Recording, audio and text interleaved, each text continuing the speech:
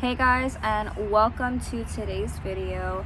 It is a beautiful day outside today. It rained so much yesterday, but today it's nice and just comfortable outside. It's not too hot, not too cold, so I thought I'd sit out here and film today's video.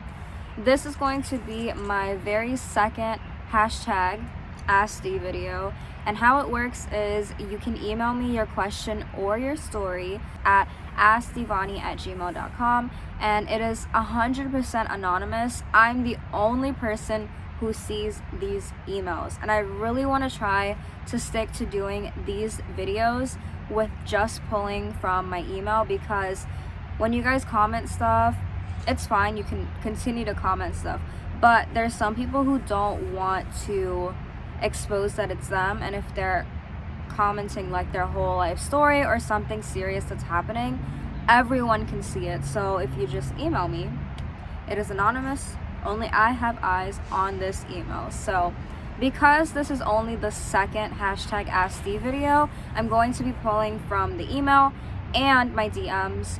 I really want to apologize because I don't get back to you guys super quick. Instagram doesn't notify me when I get a request for a direct message, and there's also a hidden request thing that I don't even know how it gets like filtered into that, but I noticed that there were people who messaged me from a while back and I didn't even realize that I got it. So I'm really sorry, but that's why I'm asking you guys to email me, because it's all in one place and I can get back to you either emailing you back or featuring you in this video. So without further ado, I know that was a lot, but let's get into today's video. I've been debating on leaving my house. I'm 19, turning 20 in March. I'll explain my story a bit. I don't have any freedom.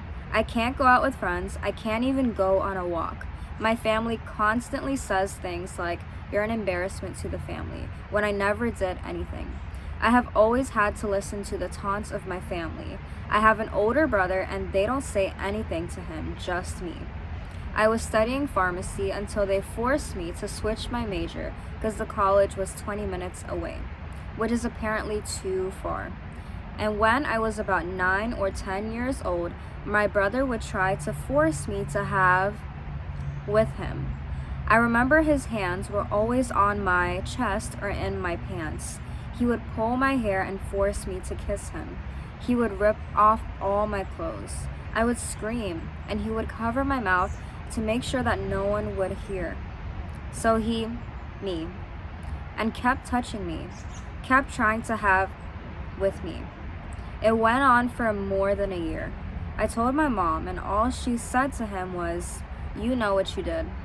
And then she told me, "Don't tell anyone because your brother is the hope and happiness in our family." And then she forced me to go and say sorry to him when I did nothing. They think I forgot what happened, but I didn't.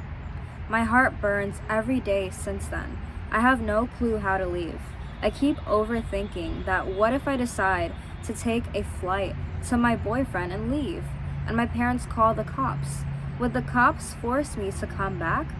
I've tolerated this house for so long, but I can't anymore. I've been depressed for so long, and I finally want to be free.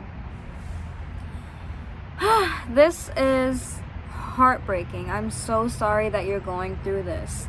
So this person is about to be 20, so in regards to them being scared that the cops will do anything, the cops will do nothing in regards to you leaving the home. You are over the age of 18, so you are free to move out if you want to. And I really feel like you should come up with a plan to get out of this house, because not only is it toxic on your brother's end, but your mom making you apologize. You did nothing wrong, and I want you to really know this deep down in your heart. You did nothing wrong. And it's horrible that they made you apologize for something that someone else did. And you did not deserve to go through this at all. I'm so sorry. I really hope that you can come up with a plan, find a job, save up, and move out ASAP. In regards to taking a flight and moving to your boyfriend, I don't know if that's the best idea. Moving in with a significant other is a big step in itself. So I would definitely see if you can move in with a friend, maybe a family member that you trust, someone that you can move in with that's going to support you. Yeah, I would just recommend that you come up with a plan that you think is going to be right for you. And definitely, as soon as you can, girl, move out. Moving on to the next email. I recently subscribed to your YouTube channel and asked a couple of questions about trying to leave a toxic home. I hope it's okay for me to kind of vent here to you. Of course it's okay. I feel like I can't really go to anyone about this. I got you, girl. First of all, thank you so much for posting your YouTube videos. You're welcome. I really love watching them and it has helped me so much. I'm so happy. I like how I'm commenting after each sentence. I am Christian as well, and it helps to hear your story. Today I was thinking of going to my church's young adult service that they have on Thursday nights, but I don't have anyone to go with. So my sister told me that she would ask my best friend if she is free Thursday nights so I could be with her. My best friend said yes, and I was excited to go. Unfortunately, my mom heard and told me that I am not allowed to go to young adults because she still doesn't trust me after the whole incident that happened with my boyfriend. My boyfriend and I are still together, but no one in my family knows. She told me she doesn't trust me with my best friend and that I will be on lockdown for the rest of my life. My mom brings up what happened a lot, and she tells me that I should be embarrassed about what happened. She even called me a hoe when the whole incident started, and my brother and dad had even stopped talking to me. My whole family is Christian and everything. My mom guilt trips me a lot about what happened, and she doesn't let me do anything. I want to move out so bad, and I know you said in your last YouTube video for me not to move out because of a boy. I don't want to move out or leave my home because of my boyfriend. I want to leave because of my mental health. I feel like it's shattered. That's the best way I could describe it. I also feel like I just feel very alone and like a hoe since my mom said all that. I don't have any self-worth at all, and I don't want to feel like this anymore. Are there any Bible verses that you can give me to read? Thank you for praying for me and posting your videos. Sorry this is so long. Love you. Love you too, girl. Okay, so with you being a Christian, you already know that your self-worth is in God. God saved you. He loves you and he created you in his image. So we don't have to feel all these things about ourselves because God tells us who we are. One verse that is super popular that a lot of people like to reflect on when they're feeling a little bit down, just to give them a little bit of boost and confidence to remind them that God is our strength, is Philippians 4:13. I can do all this through him who gives me strength. So just pray and meditate on this verse and remember that our strength doesn't come from us, it comes from God. Another one that I really love is Psalm 139:13-14. You are the one who put me together inside my mother's body, and I praise you because of the wonderful way you created me. Everything you do is marvelous. Of this I have no doubt.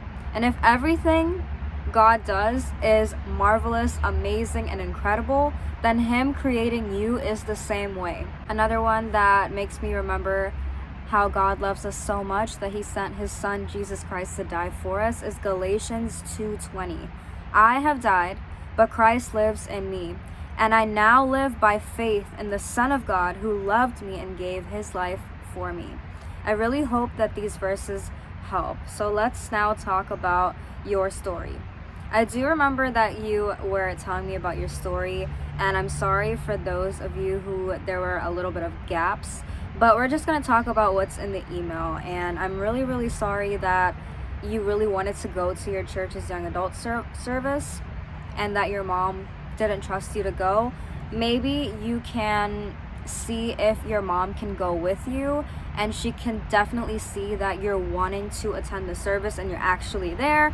Maybe you can just let the situation cool off a little bit. I know that it sounds like your mom is still really hurt by the situation, and her saying that you're in lockdown for the rest of your life, I really don't think that she's going to be mad at you next year. I think that we just have to wait for the situation to cool down and wait a little bit. Maybe you can ask for her to come with you, or maybe Maybe when you start to build trust with her again, you can just text her a picture, check in with her, but definitely just keep trying to ask her. Being in the church is so important, and if your mom is a Christian as well, then she should definitely see the value in you being amongst other Christ followers that are around your age. I didn't catch your age, so I'm not sure how old you are. I definitely don't recommend you moving out if you're under the age of 18, and you already know I don't recommend that you should move out because of a boy. If you are over the age of 18, you have a job, you have income coming in, then you can start to come up with a plan that allows you to be okay if you move out. But definitely do not move in with your boyfriend. Find wherever else you can move in, maybe a family member or a friend that's going to be able to support you through this transition. And I would also say try to have a conversation with your mom and dad. I know that it's difficult. Don't do what I did. Don't run away and just don't say anything. Try to have that communication there, because that is going to result in the relationship not being completely broken. And also, I just wanted to say that all these negative things that your mom is saying about you because of what happened with your boyfriend, it's not true. You are not the H word. And I am really sorry that your mom is saying these negative things towards you. Please reflect on the verses that I gave you. Pray to God and let him restore that confidence in you, because your mom tearing it down in this way is really not good for your mental health. I agree. I love you, girl, and I'm gonna keep praying for you. On to the third email. I am 20 years old, turning 21 on December. I come from a Filipino background, meaning both of my birth parents are Filipino. However, I'm currently living with my mom, Filipina, and my stepdad, Mexican. I lived with different grandparents when I was little till about 10 or 11. I have only ever lived with my mom during that time for 2 to 3 years. That bird was so loud. Going off and on this, I have never really created that lifelong bond with my mom. Yes, we can laugh together and talk, but she isn't the mom to ask me how I've been doing mentally, how I'm doing in life, how everything is going for me. The man that she married has always been hard on me and would lash out his anger at me when him and my mom would fight a couple of years ago. He had always treated me like a maid in the house and would do a lot of bad stuff to me that you shouldn't do to whom you consider your daughter. My mom has never showed that she cared about my mental health, and she just pushes nursing into me, when I have told her I did not want to do that. Till this day, she is doing the same thing when I talk to her about everything before and my life goals. It's kind of showing me how she doesn't really care what I want, but rather what she wants. I have a boyfriend whom my parents don't like just because they have never taken the time of day to really get to know him. My mom thinks he's a complete a-hole when he helped me get into the class that I took once for nursing, just to do it for my mom. And he would take me at 7 a.m. every morning, and he had to work at 11 a.m. those days. He helps me to get around and go to work since I don't have a car due to my parents, which they hold against me, which isn't my fault. I couldn't get a car before the loan expired. My stepdad does not like him too, just because of how he looks, and never had he once really talked to him or got to know him properly. My boyfriend's family knows the toxicity I deal with at home and how it has taken a toll on my life and has triggered my depression and anxiety, which, mind you, my mom brushes off, even though me and my grandma have talked about it. I'm constantly the target in the house for mental abuse, especially my mom, who doesn't know what's going on in my life and starts yelling at me for not being in college, not paying for anything, not doing anything at home, which I'm literally in class for business that I'm paying for by myself without government money help. I go to work, go home and clean up everyone's mess every night because my stepdad would leave dirty dishes across the kitchen counter. I have to take out the trash every night at 10 p.m. because I would get home from work around 9, and I wouldn't be able to rest until I have the whole house clean. My boyfriend's mom knows what exactly I'm going through since I have ran away and stayed at their house for my parents' actions last year, and it's just getting worse for me and getting way too toxic. A couple of days ago, my boyfriend's mom and aunt offered me to live 1 to 2 hours away from my family's house in his aunt's house, where she is going to build a little guest house for me and my boyfriend to live in. They offered that I should leave the toxicity behind and be at a place where I can focus on graduating college, earning money to get my own place. His aunt bought an old Honda Civic just for me to help me get my independence. And they're not asking much from me, but just to help pick up his aunt's kid after school and just to pay $100 for utilities, which isn't a lot, for having our own guest house with air conditioning, its own bathroom and fridge. I have talked to my dearest friends about the offer and they told me yes to take it. I wanted to ask you as well, since we kind of have gone through the same thing and somewhat similar, if I should really take this opportunity to start fresh. Finally get the freedom from all of this toxicity that I deal with on an everyday basis within my family. Also, another thing, ever since I've been getting this offer, I've been starting to sleep peacefully. I believe it's the fact that my brain and heart knows that I have an opportunity to finally have peace. I have given them my answer of yes, but do you think I'm making the right decision? Yes, girl, this sounds like a great opportunity. You have your own little place. It's not really that much. You just have to pick up the kids from school and you have a car and a place to live. This is amazing. And it's 1 to 2 hours away, so you could still visit your family every once in a while, but you have that space that you really seem to need. Girl, you need to do it. And you're about to be 21. You are old enough to be on your own. And you're in school. You are doing the thing, girl. I'm proud of you. I think you already know that you're making the right decision, and I feel like your heart knows this because you're starting to sleep more peacefully. It's because you know that you have a way out and you finally are able to get away from all of this toxicity that has been happening. I'm proud of you and I wish you all the best. Please let me know an update when you move in because I can't wait to hear from you. We gonna go to my DMs now. So this was kind of a conversation that I had back and forth with one of my subbies, but I'm going to read you guys a little bits and pieces and kind of fill you in with what I know from the conversation. But hey, I saw your video on YouTube. I went through the same exact thing. I feel like this happens in most brown families. How are you so strong to break away? My parents think I am possessed and constantly put all these prayer things in my room.